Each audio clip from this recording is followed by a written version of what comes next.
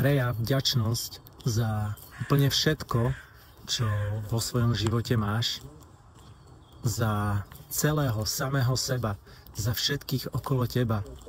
A k tomu potom pridaj to tvoje prianie, tvoje želanie, ten tvoj zámer, čo tam chceš pridať, o čo chceš obohatiť svoj život. Pridaj do toho naozaj tú vnútornú silu.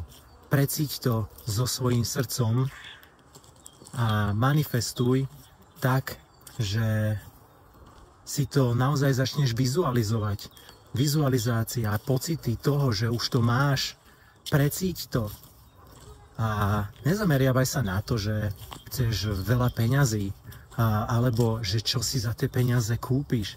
Zameraj sa na tie pocity, ktoré budeš pri tom mať, čo tam budeš zažívať, vône, chute, pocit radosti, šťastia, lásky, naplnenia, blahobytu.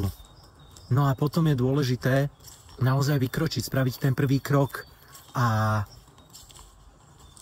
spraviť tú činnosť, aby aj to podvedomie, aj to nadvedomie, aj to vedomie si naozaj uvedomilo, že to myslíš vážne. Dôležitá je ďalej cieľavedomosť, aby si mal nejakú disciplínu toho. No a na základe toho, ako veľmi tomu budeš veriť, tak na základe toho sa to tak rýchlo uskutoční. Tak rýchlo si to budeš vedieť pritiahnuť.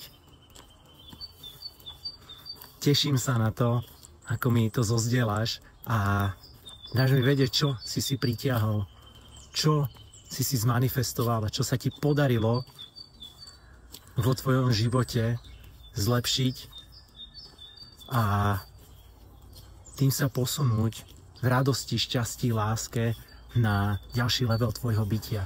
Keď si uvedomíš, že už nič nepotrebuješ, zistíš, že už máš všetko, čo potrebuješ. To je vďačnosť. A od vďačnosti sa odvíja celý tvoj svet.